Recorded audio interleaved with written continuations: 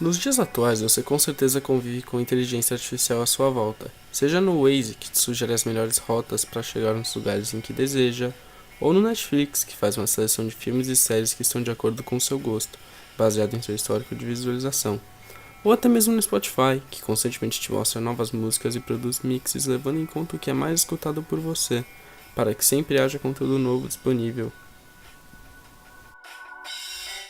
O funcionamento desses três aplicativos gira em torno da inteligência artificial, uma tecnologia que busca construir máquinas que, ao resolverem problemas, pareçam pensar como humanos. Para falar sobre ela, eu vou tratar primeiramente sobre uma definição formal.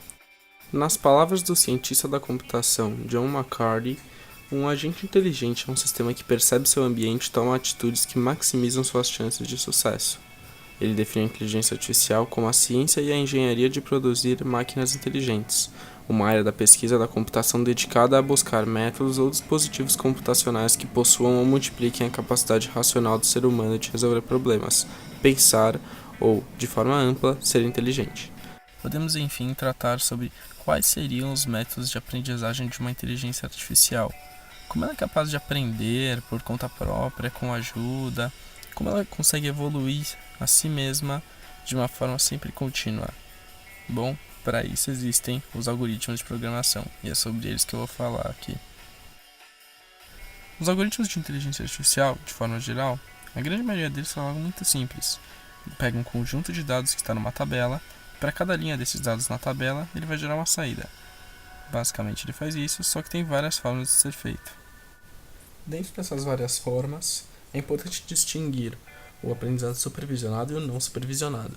O aprendizado supervisionado, tomando como exemplo um caso de direito, vamos supor que há um documento e uma classificação dele.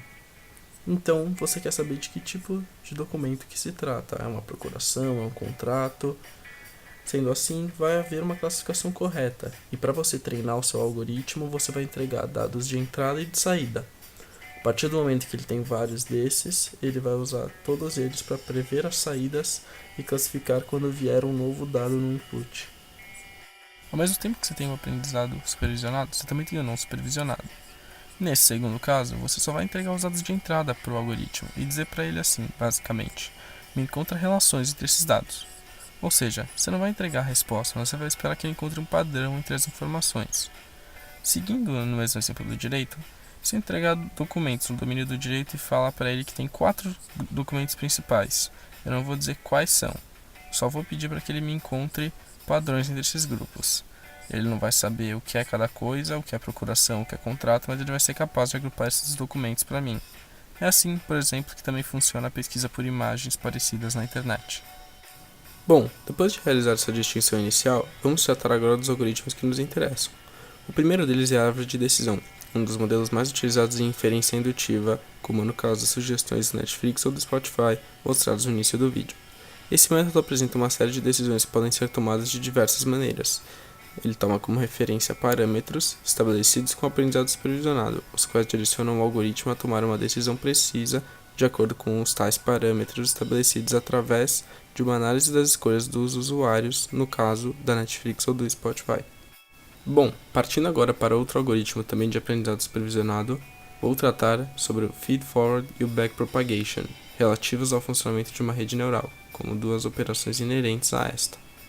Primeiramente se dá o processo de feed-forward, no qual são colocadas entradas de um lado da rede neural, denominadas de pesos, e então essas entradas são propagadas ao longo de toda a rede, fazendo operações de soma, multiplicação e operação não linear com os pesos, permitindo assim que o modelo aprenda qualquer tipo de relação a ser estabelecida.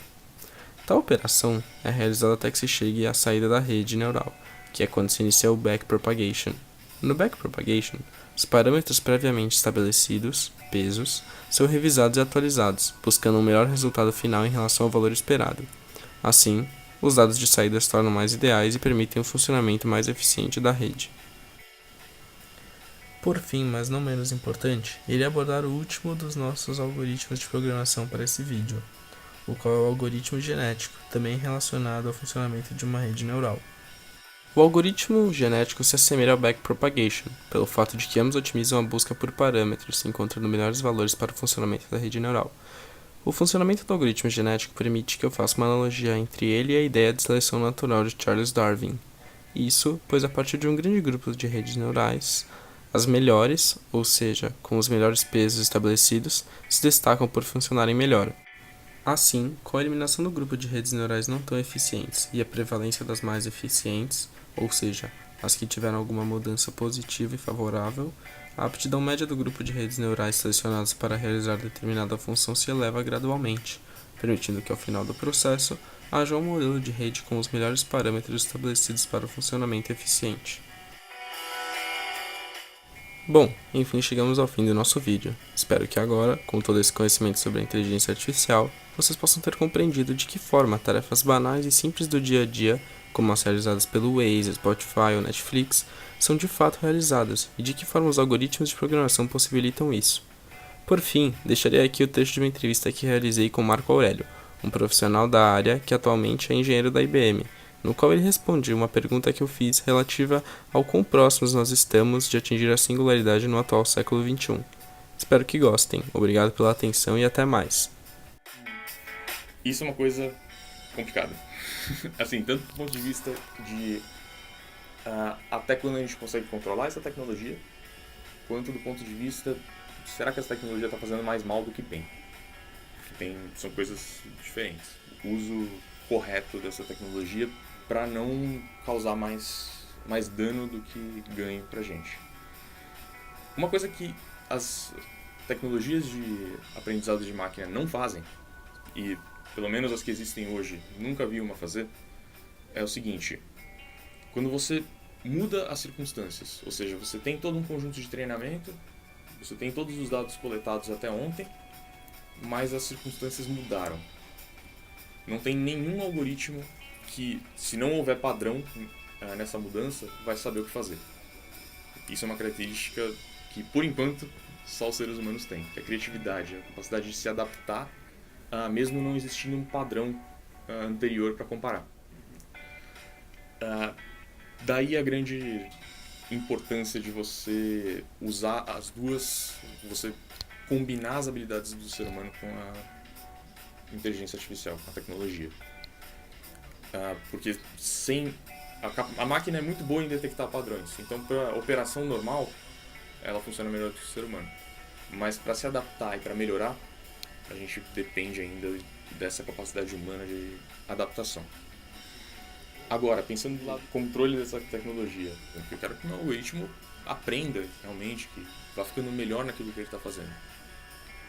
Só que quando a gente começa a estudar, a gente entende que não é exatamente isso que uma inteligência artificial faz. O motivo pelo qual ela aprende não é que ela muda o comportamento dela. Ela altera parâmetros de dentro dela, ela faz contas de uma forma diferente para aproximar um valor que está numa tabela, que está num conjunto de valores esperados que ela precisa chegar. Ela está otimizando uma métrica. Então ela está reduzindo o erro dela, aumentando a acurácia, esse tipo de coisa. Ela não está de fato mudando o comportamento dela.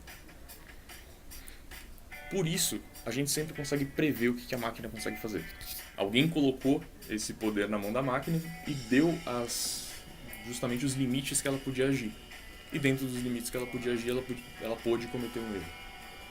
Isso segue sendo responsabilidade do ser humano de lidar com isso. Ele tem que saber, a todo momento, se algo der errado, o que eu vou fazer. Então, quando você coloca uma máquina para dirigir um carro, você tem que aceitar as consequências.